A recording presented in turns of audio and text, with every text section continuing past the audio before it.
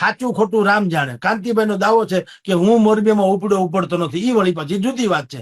પણ anti incumbency પરાકાષ્ઠા છે, ન કરે નારાયણ ચૂંટણી હારી જાય તો થાય તો અત્યારે તમારી જાણ કે મોરબીના કેટલાક વિશ્લેષકોને મેં પૂછ્યું, એને કીધું થાય તો હારી જાય.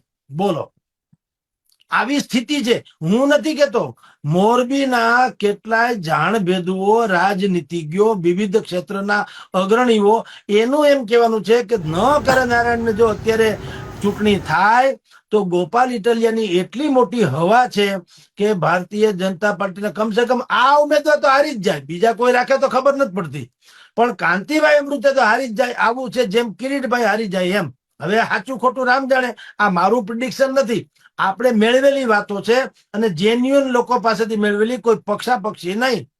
તો સવાલ એ છે કે એ તો ફ્યુચરની વાત છે, પણ આપતા અપાઈ ગઈ છે ચેલેન્જ. હવે જે થાય તે.